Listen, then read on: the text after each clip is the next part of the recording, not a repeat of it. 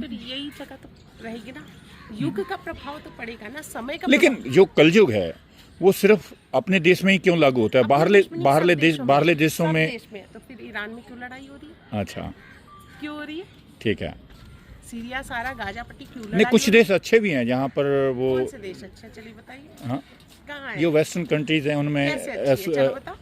तो वहाँ rule and regulation को, बिल्डिंग गिर गई, कैसे गिर गई? नहीं, जैसे वहाँ पर खाने पीने की चीज़ों का कंट्रोल है, साफ सफाई है, गवर्नमेंट लोग एक सड़कों पे ठीक गाड़ी चलाते हैं, गंदगी नहीं फैलाते हैं। नहीं, नियम है ना, हाँ, कानून है। हाँ। यहाँ जो बोलता है उसको कानून व्यवस्था करनी नहीं होती। ये। यहाँ हर इंडिविजुअल नहीं, वही तो पूछ रहा हूँ, इतना ज्ञान कहाँ गया? ज्ञान तो ये जलमग्न हो रखा है ना इस समय। द्वारिकापुरी जलमग्न हुई थी ना, ठीक है। उस समय सब कुछ जलमग्न हो गया था। जी। द्वारिका में क्या हुआ था? प्रद्युम्न थे श्री कृष्ण के पोते। जी। ठीक है, तो प्रद्युम्न को ये लगा, तो वो एक ऋषि के पास ऋषि तपस्या कर रहे थे। प्रद्युम्न उनके पास गए और बोले, ऐसा आर्टिफिशियल सा पेट लगाकर बोले कि इसमें क्या है।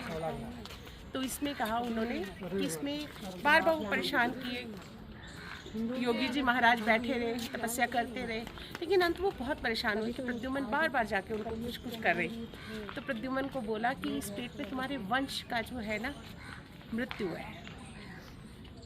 प्रद्युम्न डर गए और भाग गए, मगर उन्होंने जो आर्टिफिशियल पेट सा बना रखा वो घास फूस का, उसको द्वारिकापुरी में नदी के पास, जो समुद्र के किनारे किनारे ऐसे फेंक के चले गए। वहाँ पर इतनी मोटी मोटी घास हो गई। तो कृष्ण जब अपने पूरे परिवार के साथ द्वारिका में पिकनिक के लिए गए थे, उस समय वो घर से फल फूल सब्जियाँ ऐसे सब चीज़ ले गए थे कि वहीं करेंगे, कोई औजार कोई कुछ नहीं ले गए थे, और वो घास से ही सबका वध किया था। तो दो पैर पे थी ना पृथ्वी, द्वापर थे। तो आपका बहुत धन्यवाद। नमस्ते भैया। Thank you. बस इतना कुछ